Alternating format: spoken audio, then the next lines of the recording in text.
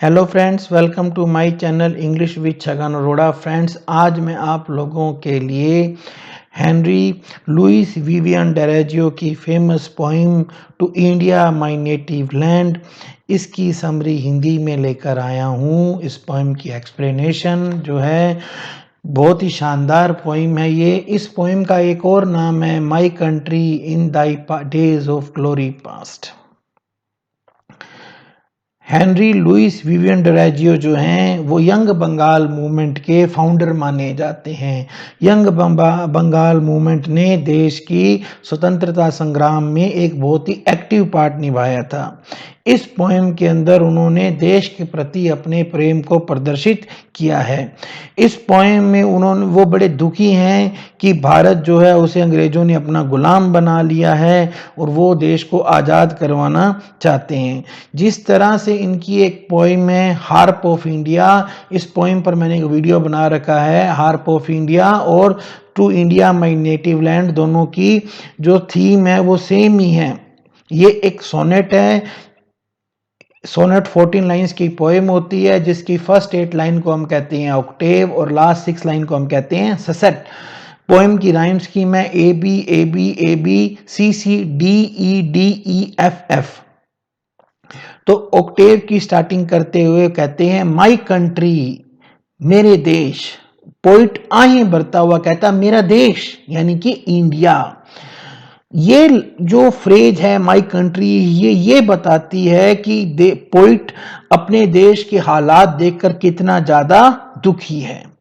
In thy days of glory past, तो poet कहता है कि जो तुम्हारे शान के दिन हैं वो जा चुके हैं। अंग्रेजों के आने से पहले भारत सोने की चिड़िया था। एक उसका एक ग्लोरियस शानदार एक अतीत था। ए ब्यूटियस हेलो सर्किल राउंड दाई ब्रो। आपके ब्रो मतलब माथे पर, आपके माथे के चारों तरफ एक शानदार हालो था। हालो मतलब ओरा था आपका। And worshipped as a deity thou wast, और आपकी जो पूजा थी ये वो एक देवी के रूप में की जाती थी। लो आप एक इंडिया एक पवित्र देश था और वहां के रहने वाले अपने देश की पूजा किया करते थे, उसे एक देवी के रूप में पूजा करते थे। तभी उसके चारों तरफ एक हालो था। जैसे देखिए ये एक हालो मैंने बनाया है, आप देख सकते हैं। ये जो चीज है ना ये हालो होती है। तो वो कहता है कि देखिए पहले भारत की पूजा हिंदू धर्म में भारत को एक मातृभूमि माता के रूप में माना जाता था, एक देवी के रूप में माना जाता था, इसलिए उसके चारों तरफ एक हालो था। अब वो कहता है कि उस कवि ने इंडिया की ग्लोरियस ब्यूटी की, होलीनेस की प्रशंसा कर दी है। अब वो पूछता है where is thy glory, where the reverence now. वो जो आपकी शान है, वो जो आपकी रेवरेंस मतलब रिस्पेक्ट है, वो रिस्पेक्ट अब कहां है? कहां है वो रिस्पेक्ट? दाई ईगल पिनियन, पिनियन मतलब पंख। उसने देश को उसने एक मेटाफर यूज किया है ईगल। देश को उसने एक बाज की तरह माना है, एक ईगल की तरह माना है। वो कहता है कि आपके जो ईगल वाले पंख हैं is chained down at last.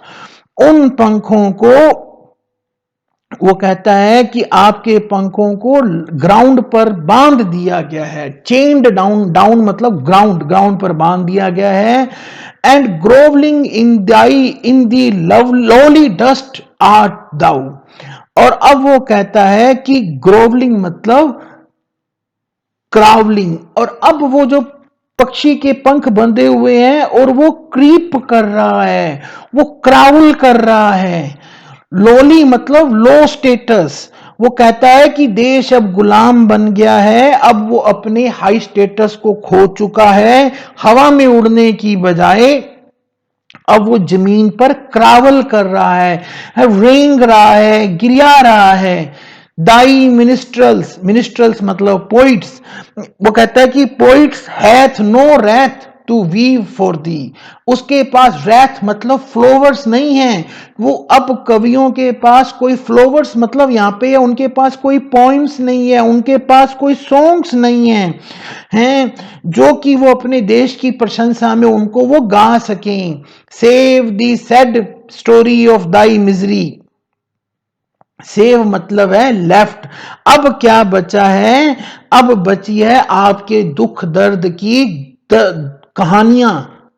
वो दिन गए जब भारत सोने की चिड़िया था, आजाद गुलामी के बाद अब देश जो है, ये जो पोएम लिखी गई थी उस समय देश गुलाम था। तो वो कहता है कि अब गुलामी के बाद हमारे पास में कोई आपकी प्रशंसा के गीत नहीं बचे हैं, हमारे पास सिर्फ आपके दुख दर्द की कहानियां बची हैं। Well let me dive into the depths of time. अब अपने देश की गुलामी पर रोने के बाद पोइट की इच्छा है कि मैं जाऊं भूतकाल में, जाऊं dive into the depth of time and bring from out the ages, और मैं जाकर वो पिछले भूतकाल में जाऊं और वहां से उस रिस्पेक्ट, उस स्टेटस को लेकर आऊं that have rolled a few small fragment of these wrecks sublime which human eyes may never more behold।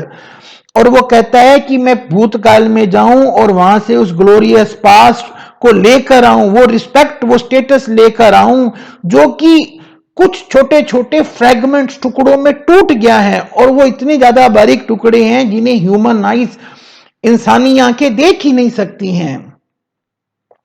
And let the garden of my labour be, और वो कहता है कि मैं ऐसा करूंगा तो मुझे इस बात का ये इनाम मिले, क्या मिले, माई फॉलन कंट्री। बहुत ही शानदार बात उन्होंने कही है कि मैं जाऊंगा भूतकाल से देश के लिए वो रिस्पेक्ट वगैरह लेकर आऊंगा, बदले में मुझे रिवार्ड मिले, मेरा देश ही मुझे रिवार्ड के रूप में मिल जाए।